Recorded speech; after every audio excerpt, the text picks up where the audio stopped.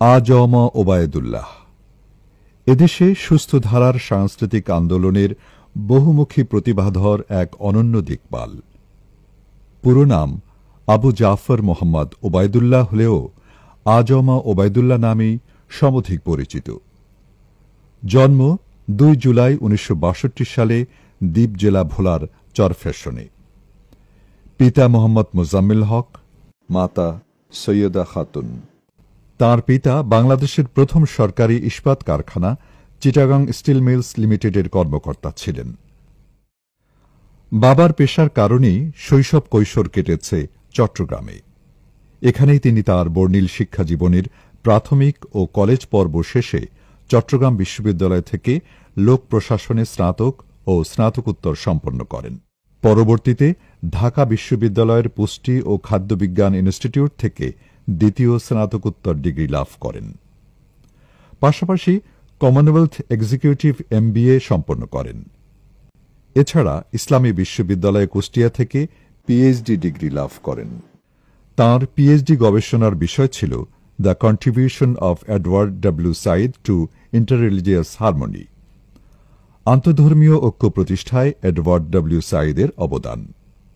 ড ওবায়দুল্লাহ একাধারে লেখক, গীতিকার, গবেষক, সাংস্কৃতিক ব্যক্তিত্ব, সংগঠক, শিক্ষাবিদ, মোটিভেশনাল স্পিকার ও বহু ভাষাবিদ।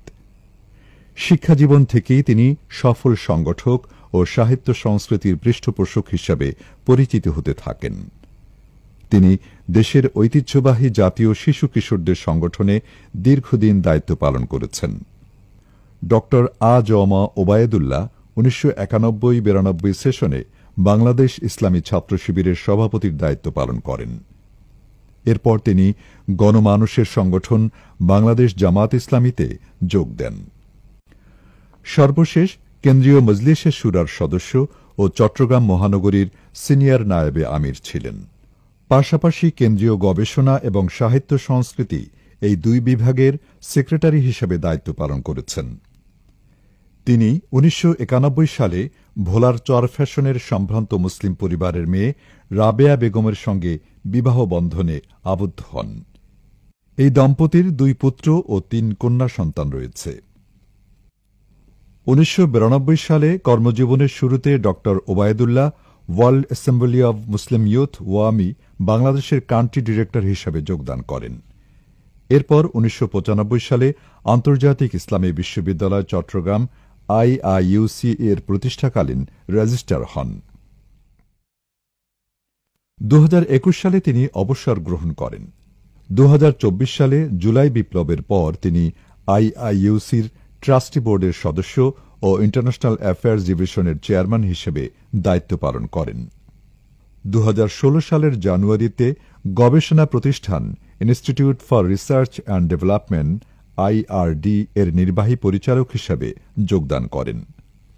অত্যন্ত নিষ্ঠার সাথে আমৃত্যু এ পদে দায়িত্ব পালন করেছেন। কর্মজীবনের অধিকাংশ সময় তিনি সাহিত্য সংস্কৃতির পৃষ্ঠপোষকতা করেছেন। 2017 সালে স্বর্ণালী সম্ভারে সাজায় জীবন স্লোগানে জাতীয় সামাজিক ও সাংস্কৃতিক সংগঠন দেশীয় সাংস্কৃতিক সংসদ প্রতিষ্ঠা করেন। দেশীয়র প্রতিষ্ঠাকালীন সভাপতি হিসেবে আমৃত্যু দায়িত্ব পালন করেছেন। সংক্ষিপ্ত এই সময়ে দেশীয়র কার্যক্রম দেশব্যাপী ছড়িয়ে দিতে তিনি কাণ্ডারির ভূমিকায় ছিলেন। তাঁর হাত ধরেই সারা দেশে তৈরি হয়েছে অসংখ্য প্রতিশ্রুতিশীল সাহিত্য সাংস্কৃতিক কর্মী। ধর্মপ্রাণ মানুষের বৌদ্ধ বিশ্বাসের প্রতি আস্থা রেখে আমরা দেশীয় সাংস্কৃতিক সংসদের কার্যক্রম শুরু করেছি। আমাদের উদ্দেশ্য খুব পরিষ্কার, এদেশের মানুষের জন্য, মাটি ও মানুষের জন্য মনন, নৈতিকতা এবং সংস্কৃতির বিকাশ চাই। সাহিত্য সংস্কৃতির কার্যক্রমকে পেশাভিত্তিক এগিয়ে নেয়ার জন্য তিনি গড়ে তোলেন বাংলাদেশ চারুশিল্পী পরিষদ, বাংলাদেশ সঙ্গীত কেন্দ্র, বাংলাদেশ চলচ্চিত্র ও নাট্য সংসদ সহ বহু সংগঠন। তিনি মাসিক অঙ্গীকার ডাইজেস্টের সম্পাদক, হুইল বিজনেস ম্যাগাজিনের প্রধান সম্পাদক এবং দেশীয়র মুখপত্র শতাব্দী ম্যাগাজিনের প্রকাশক ছিলেন। এছাড়াও বয়েজ স্কাউট, রেড ক্রিসেন্ট সহ বিভিন্ন জাতীয় ও আন্তর্জাতিক স্বেচ্ছাসেবী সংগঠনের সঙ্গে যুক্ত থেকে দক্ষ সংগঠক হিসেবে নিজের প্রতিভার স্বাক্ষর রেখেছেন। বাংলাদেশ শিশু কল্যাণ পরিষদের ভাইস চেয়ারম্যান ছিলেন তিনি। বিভিন্ন সাহিত্য, সাংস্কৃতিক ও স্বেচ্ছাসেবী সংগঠন পরিচালনার পাশাপাশি লেখক হিসাবেও তিনি সফল। তাঁর প্রকাশিত বইয়ের সংখ্যা 7টি।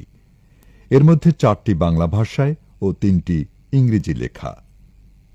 তরুণ তোমার জন্য, স্বপ্নের ঠিকানা, সাহসের মন্ত্র, সাহিত্য সংস্কৃতির নানা প্রসঙ্গ, key to success, manners and etiquette, shape the life ও গ্রোয়িং চিলড্রেন মাইন্ডস। এছাড়াও তার বেশ কয়েকটি পাণ্ডুলিপি অপ্রকাশিত রয়েছে। ড. ওবায়দুল্লাহ ছিলেন শিক্ষানুরাগী। দেশের প্রথম ত্রিভাষিক চেইন বিদ্যালয় পিস স্কুলের প্রতিষ্ঠাতা চেয়ারম্যান ছিলেন তিনি। শিক্ষার্থীদের একযোগে বাংলা, ইংরেজি ও আরবি এই 3 ভাষায় শিক্ষিত করার স্বপ্নে 2011 সালে এটি প্রতিষ্ঠা করেন।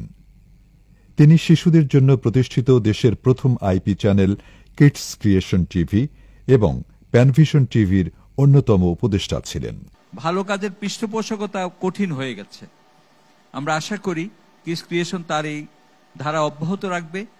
প্যানভিশন আয়োজিত এই সুরের আহ্বানের মতো সারা দেশে এভাবে ইসলামী সংস্কৃতির স্ফুরণ হোক, এটা আমরা প্রত্যাশা করি। সংগঠন ও পেশার প্রয়োজনে তিনি অস্ট্রেলিয়া, সিঙ্গাপুর, তুরস্ক, মালয়েশিয়া, মিশর, সংযুক্ত আরব আমিরাত, ভারত, পাকিস্তান সহ বিশ্বের বহু দেশে ভ্রমণ করেছেন। ড. ওবায়দুল্লাহ অসংখ্য কালজয়ী গানের গীতিকার। এর মধ্যে বিখ্যাত গানগুলো হল রাত কেটেছে স্বপ্নে বিভোর, বহতা নদীর মতো আমার এ জীবন, মাগো আমায় দাও পরিয়ে যুদ্ধে যাবার সাজ, জনতা সাগরে বলে যেতে চাই, মুমিনের কোনো দিন পরাজয় নাই, দেশের মানুষ হইল বেহুশ হারাইয়া স্বজন, ও আকাশ তোমার নীলের সীমানা প্রভৃতি। বিশিষ্ট এ সাংস্কৃতিক ব্যক্তিত্ব ড. আ.জ.ম ওবায়দুল্লাহ হৃদরোগে আক্রান্ত হলে 8 মে বিকেল 2:45 তাঁকে চট্টগ্রামের একটি বেসরকারি হাসপাতালে ভর্তি করা হয়। তিনি কিডনি জটিলতা সহ বিভিন্ন রোগে ভুগছিলেন। 10 মে শুক্রবার তাকে আইসিইউতে নেওয়া হয়। 11 মে শনিবার রাতে তার অবস্থার অবনতি হলে লাইফ সাপোর্টে হস্তান্তর করা হয়। সেখানেই চিকিৎসাধীন অবস্থায় 11 মে রাত 1:30টায় ইন্তেকাল করেন। ইন্না লিল্লাহি ওয়া ইন্না ইলাইহি রাজিউন। মৃত্যুকালে তার বয়স হয়েছিল 63 বছর। 11 মে সকাল 11টায় চট্টগ্রামের ঐতিহাসিক প্যারেড ময়দানে প্রথম জানাজার নামাজ অনুষ্ঠিত হয়। এরপর তার কফিন নিয়ে যাওয়া হয় নিজ গ্রাম ভোলার চরফ্যাশনে। সেখানে কারামতিয়া কামিল মাদ্রাসার সামনে কেন্দ্রীয় ঈদগাহ ময়দানে রাত 10টায় দ্বিতীয় জানাজা শেষে তাঁকে পারিবারিক কবরস্থানে দাফন করা হয়। রাত হওয়া সত্ত্বেও হাজার হাজার মুসল্লি এ জানাজায় অংশ নেন। ড. আ.জ.ম ওবায়দুল্লাহ চলে যাওয়া মানে শুধু একজন ব্যক্তির চলে যাওয়া নয়, বরং একজন স্বপ্নচারী গুণী সাংস্কৃতিক ব্যক্তিত্ব ও শিক্ষানুরাগীকে হারাল গোটা জাতি। মহান রব্বে কারিম ড. আ.জ.ম ওবায়দুল্লাহকে জান্নাতুল ফিরদাউসের মেহমান হিসাবে কবুল করুন। আমিন।